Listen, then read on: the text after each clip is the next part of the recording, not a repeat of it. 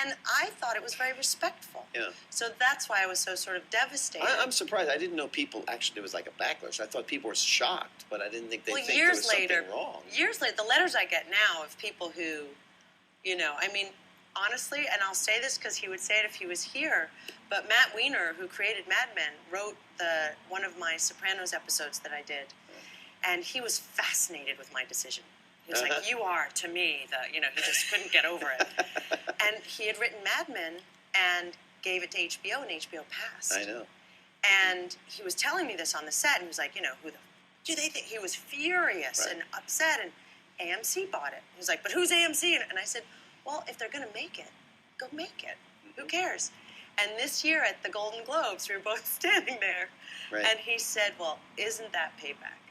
You know, that you were able, he said, you know what this says for him, seeing me standing there with a Golden Globe and a new show? He said, it just says, tells everyone it's okay.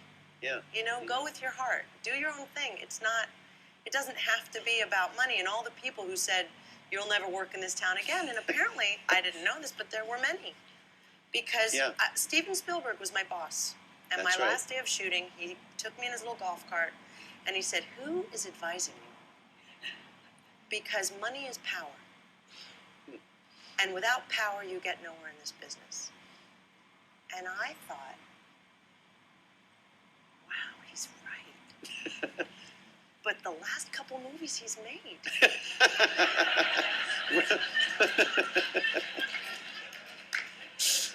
I mean, what does it get you? I want to work. Yeah. You know, I love getting up in the morning and going to work. I don't want to be fat and lazy. I don't want to not have to work. And that's what people kept saying to me. But you'll never have to work. But that's part of life. That's what excites me. So I think in the end, you know, I understand it all now. I have much better perspective on everything now. And believe me, last year, listen, I needed a TV show. The recession hit, the stock market went down. Yeah. My house, I couldn't sell it in LA. I mean, I was like, wow, I need a job. Yeah. I did, and you know what? It's okay. Yeah. You found a job. But it doesn't sound like, I was going to ask you if you regretted it. Obviously, you didn't regret it. You never regretted it at all, right? I mean, I say I wouldn't have met my husband, and I wouldn't have had my baby. Well, that's... And I wouldn't have this fairy tale life I'm living now, truly. Yeah. So that's, well, couldn't have worked out better. And they asked you to come back a couple of times, right? They did. To be little sort of like 4-episode arcs or something? Yeah, and that was, I mean, the beautiful thing is I've always had great relationship with John Wells. I mean, he would say, do you need a vacation? Come to my house in Hawaii. I mean, he was always so giving, and they would offer me, 4 weeks to shoot in Hawaii for crazy amounts of money. But I felt like I needed distance, and the only way I'd go back was with George. Right. It just felt right, and it felt like what the fans deserved. And it's exactly what I was going to say. The fans wanted a happily ever after thing, and we gave it to them. We gave it to them. Yeah, so... Well, tell us a little bit about the movie, about getting involved in this now. How did this come up? This was funny. I decided to take a year off because I had my baby, and I thought, I want to just be there for his first year. And I had done a movie with Andy Garcia that no one saw, with Mick Jagger and James Mick Jagger, Coburn. wasn't it? Called The Man from Elysian Fields, which is actually a really sweet movie. And I got a phone call from him saying, this actress that was attached to this movie I'm about to shoot just fell out. Can I send you the script? And I was like, oh, where does it shoot? Because I just had a baby and I don't want to, and he was like, New York, City Island. I was like, where's City Island? Lived here my whole life. Not many people know that, no. I never had heard of it. He's like, it's in the Bronx. So I read the script and I loved it. And it was a 6-week shoot. And I met the director and I had a few ideas about her. But I had no idea how immediate, what they really meant when they said immediate. Right. So I met the director on I guess it was a Friday. And then I said to him, so when do you start shooting?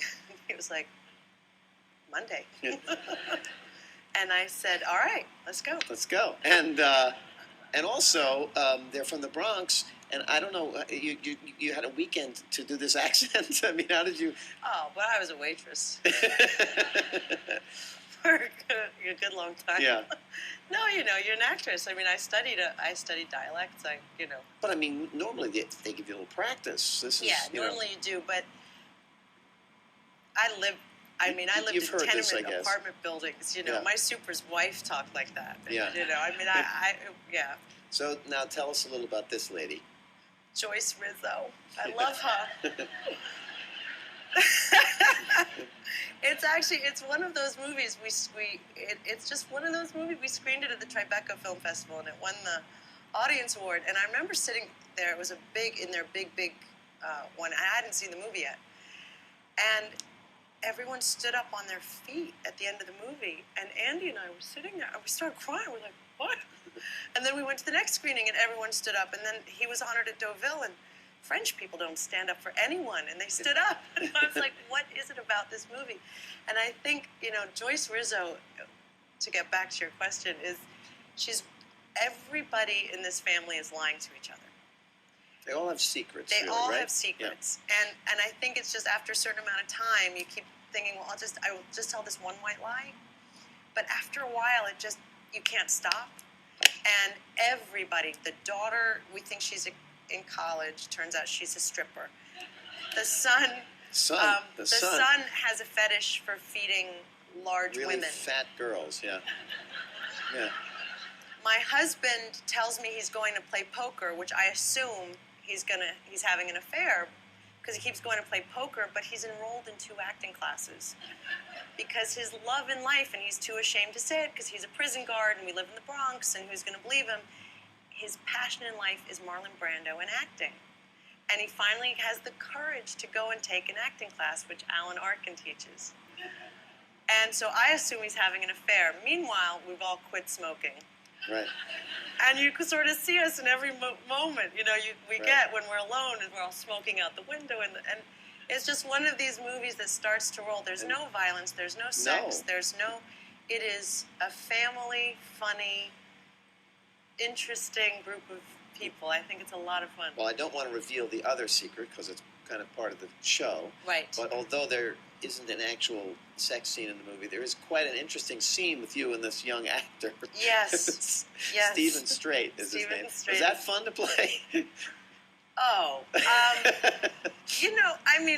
been very fortunate with my leading men, but it's never fun because, you've got cameras up your nose. It was in a car. I mean, it wasn't fun. No. It was interesting. Yeah.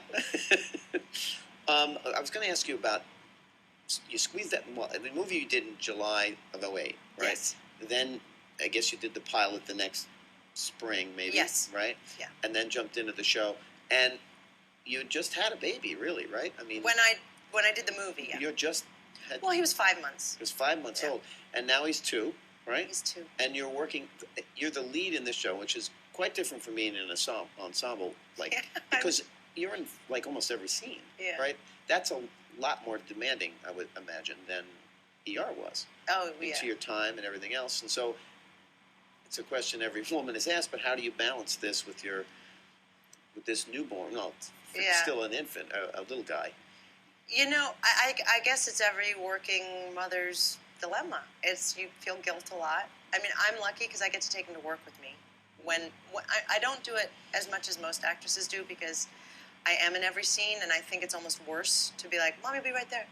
Shh. I'm just because I'm always on camera. But on days that are light, I bring him, and you balance it. You have to balance it with a lot of great. Thank God, my niece lives in the city, so she always takes care of him from 5 to 6. You have to be organized, and you have to have a lot of love around him. And then weekends, I do nothing but be a mom, and he's attached to my hip. That's great.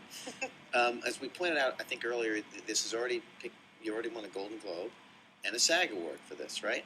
And as I mentioned, you got an Emmy for ER. You also, this is unbelievable to me, I think you have 6 other SAG awards. Is that right? Yeah. 6 others. Pretty impressive. Thank you. So obviously, your work comes through on television. I mean, that's kind of an interesting thing that you're appreciated. It's got to feel good. It feels. I mean, the SAG award, any actor will tell you, is the most humbling one because it's your peers. Mm-hmm. And so, I truly was shocked about it just because the show hadn't been on very long.